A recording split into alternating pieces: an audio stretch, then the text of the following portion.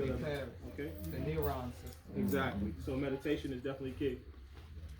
Sit in that silence. Meditation. Yeah. And someone mentioned foods with the glycation. With the foods, if you eat proper foods, right, you won't get glycation, or you get lack of. Okay. Because our body, the brother said, movement is medicine. When we move and we put healthy things into our body, we actually have medicine built into our body, and we give it off. So when we put these proper things in our body, the medicine within builds up and can take care of the glycation as much as possible. So how would life look if you didn't have an IRA? How would you feel? Like I do now. Let's say sluggish. Bismillah. I said like I do now. I don't have one. Okay, so we'll be sluggish. Not that you feel like this, but sluggish. All right, maybe uncertain. Forgetful. Yeah. Forgetful. In pain. Unhealthy. Say again? Depressed. That's what the world is dealing with. Maybe not much so in here, in our world, but in out there, a lot of people are dealing with depression. I couldn't even tell you how many of my clients, one-on-one, and when they write emails or testimonials, they talk about how it helps them with their on a daily basis, and how they beat depression, or how they beat food binging through having constant practices. Sheikh Sufi says a Sufi has a daily practice. Right, so this goes off our health as well. So uncertain, unhealthy, depressed. Anxiety, stress. Yes. Cold and detached. Detached. Okay, so how will we look? How does that look on the other side? You put the work in, right? You built your account for health. How does that look? Certain. What about that clarity? That clarity. Joy. Happiness. Energetic. Like ease and freedom. Freedom. What is freedom to you? It's not a trick question. Yeah. Allahu Akbar. The word liberation. So like you don't have the chains on you. You don't have the like attachments like connect like the stress. Right. And honestly, there's no starting point for this. Right? If you feel like you don't have this, if you're right here, you can start today. Right? If you're 20 years old, you can start today. Right? I didn't actually start this consciously, right, until about 30 years old. So I was telling Brother Peace and his sister earlier that I was in the military. And when I was in the military, I would say I was unconscious. All right? I was unconscious. I was there. I was waking up in the morning. I was doing my PT, doing what soldiers do. But I was unconscious because it was just like, boom, it was happening. So I would say I had half of this because I had one because they were giving it to me, but I wasn't conscious enough to know what they were giving me. Right? Until I got out of that mindset, quote unquote, became woke, right? And then I started practicing this on my own. But every now and then, you get off track, right? So if you don't have anything to go back to, right, you can fall back over here. Right? So that's what we don't want to do. Okay? Now, I want you to take a moment. We did a lot of visualization yesterday, all right? What does your life look like, all right, with one of these? Not just this. Think about your life now, all right? And if you implement this, what does it look like? Where are you? What are you doing? How's the air? Is it fresh? All right. All right. What's your daily routine? All right. How early do you get up? All right. What about the water? The sun. Right. The activity. How do you interact with the people? Right. How do you interact with that cashier? Mm-hmm. Alright. How do you interact with your children? These types of things. All right. So, and I do want to highlight that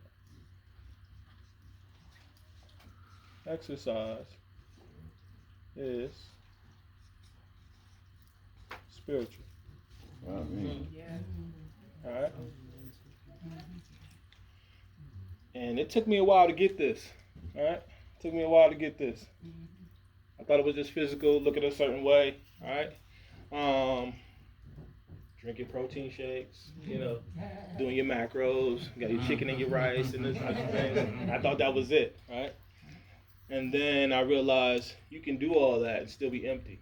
Yep. You can do all that and still be empty. So, exercise is spiritual, right? And I tell everyone that I come encounter with, find your fitness, okay? We have runners, people walk, people swim, right? People ride bikes, right? People play, what's the new? Pickleball, badminton, tennis, all these things. So, exercise and boxing, by the way, because that's what I do, all right? It's really spiritual. It's like when they get in the zone, athletes get in the zone, they be like, yo, how'd you do that? I don't know, I was in the zone. I scored 40 points, right? In the zone, that's that spiritual state that they're in, these athletes. Right? So,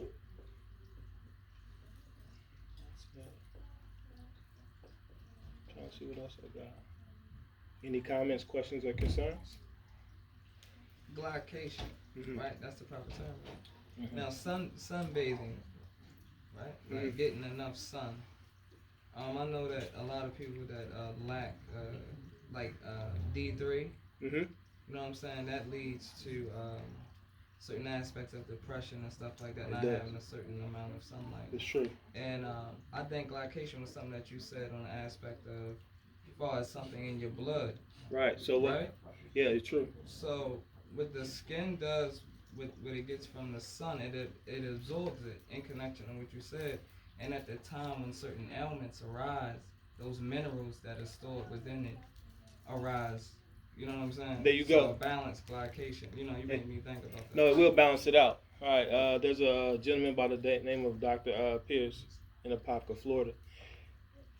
He explains it as sun is one of the natural doctors. Right. Right. La ilaha illallah. Just to add to a point you said about depression and sun.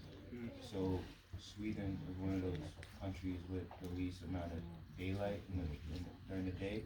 They have mostly darkness, and they have the highest suicide rates in the world. Because the people are mostly always depressed. Always depressed. D3. They staying They up. have the least amount of sunlight during the day.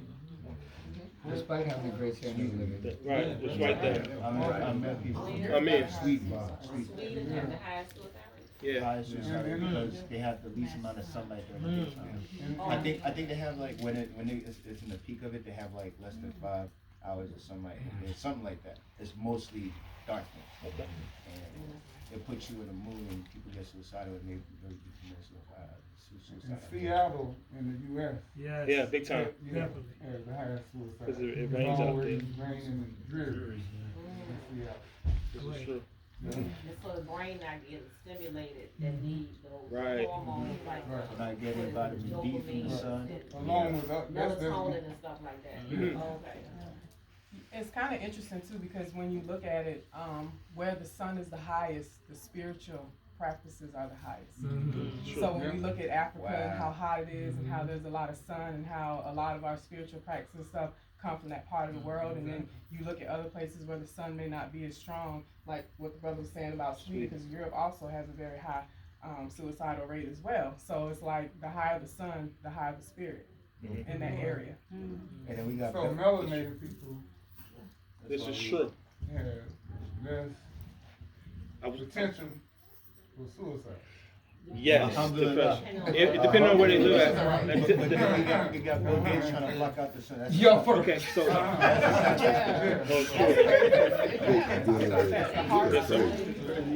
I had a doctor that studied glycation in relation to GMO foods, yes. and his findings were that the genetically modified foods deplete the minerals out of our bodies. Out of our bodies, yes, they do. Yeah. Yes, they do. And in reference to glycation, like Brother Sharad said, when we go outside and get that sun, there's a certain amount of like cholesterol that rises too, like you said, rises up, and so that takes away the glycation. Exactly. Yeah. So That's the good cholesterol.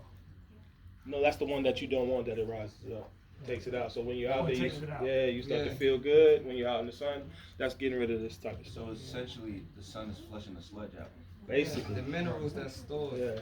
from the melanin once it's activated by the heat. So should you sweat? I mean, is it good to be out in the sun, but should you work up your heart rate as well to kind of sweat it out? You as should well? just walk though. Just Like walk. so, what a lot of people don't understand is like you do have exercise, but the best exercise I would say is go outside. Most people don't even walk around their block. But Yeah. I think the key to it that you did not put up here is what we've been talking about all along, and that's breath and breathing. Mm-hmm. And because we do not, we have missed that factor in transcending to a breath type of being, we're losing out on some of our health innovative and structures. No, this is true. They say most people on the planet, no one breathes properly, Right. in a sense.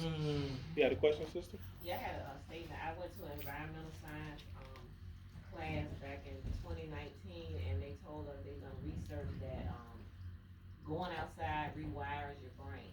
So people who deal with stuff like depression or anger, suicide thoughts, whatever, if you just going outside, even if it's a few minutes every day, it changes the way your brain is wired. So it'll reduce any, I guess, negative emotions or negative feelings, stimulate the, the good hormones and things like that. This is true. Also, reading the Quran, rewriting the brain. They did studies on Hafiz, the ones that memorize the whole Quran, and they got a whole different structure Of the brain.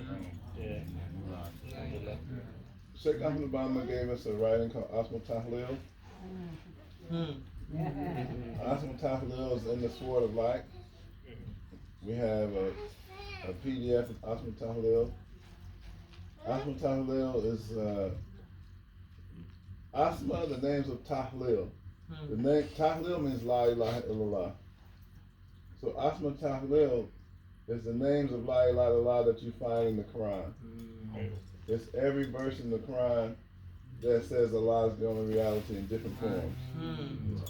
There's 34 of those verses in the Quran. 3 plus 4 is 7. Message. So, Sheikh Ahmed Obama say, if you read those verses every day, it will increase your memory. It will make you more intelligent. You will not die on that day. No weapon formed against you will prosper. No gun and no knife can penetrate your skin. So there's some other characteristics of reading it every day, but I wanted to mention that he said it will increase your intelligence and increase your memory. Therefore, it's rewiring your brain by reciting these verses of Quran every day. I highly recommend that disciples can read Asma Tahlil every day, if you can. No compulsion in Islam, but if you want to get that immortality state, Sheikh Ahmed Obama gave us that key in Asma Tahlil. I read it every day.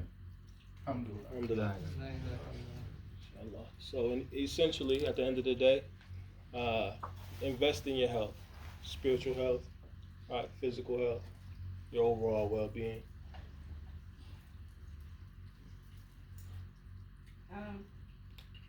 Do you have any way to get this information? Do you have typed up? I have it typed up. I got it in PDF form. I got it in I got the papers right here. Takbir! Allahu Akbar. Takbir! Allahu Akbar. Takbir! Allahu Akbar. Ha. As far as foods, can you speak on fruitarianism or fruit being a major component of one's diet? Yes, I can. Well, what I'm gonna speak on is how the fruits, depending on who you are and your makeup is, can actually help you or hinder you. So I'm gonna draw a line. All right. Then I'm gonna draw this. There we go.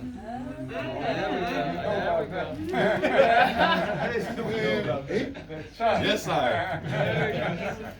So when you eat fruits, it's sugar, Rip it. right? 9 times out of 10, but it's not sugar like a cake sugar. It's natural sugar. Yeah. Right? Fructose. Fructose, right? So depending on like in the mass culture in America, a lot of people have diabetes. Right. Right. So if you eat a fruit, like for example, my therapist, she eat a fruit smoothie, it spikes. Right? Then she dives. Then she eat again, she spikes. Right? Then she spikes, boom, boom, boom. So you want to be consistent. And they say it's more or less like a 2-hour window, right? If you want to be consistent with your food. So I would be consistent with the fruits. Or simply just eat well-balanced foods and make sure they're natural as possible. Anything that comes from the earth is pretty much good for you. Right. It's got to be natural though. Right. Organic if possible. Non-GMO, that's what I would do. But some people are fruitarians.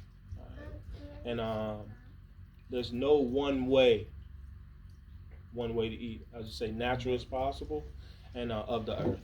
Real foods. That's what I would say.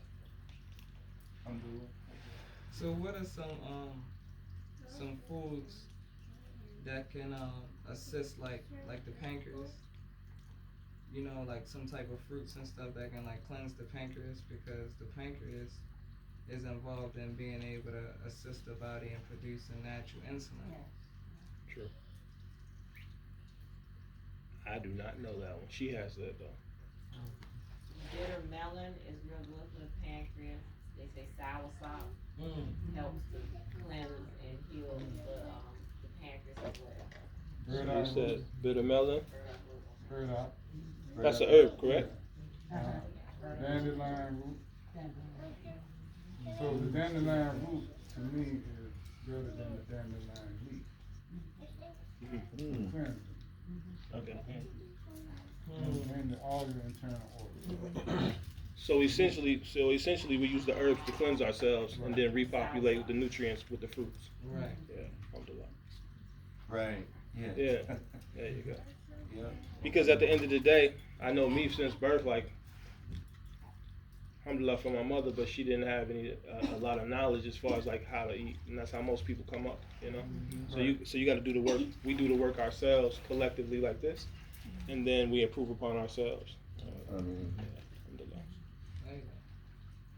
Any other questions? If no other questions, I would like to say Jazakallah. Appreciate everything. I appreciate that.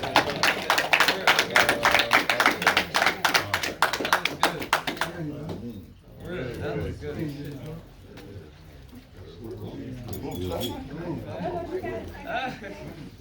Back to the point.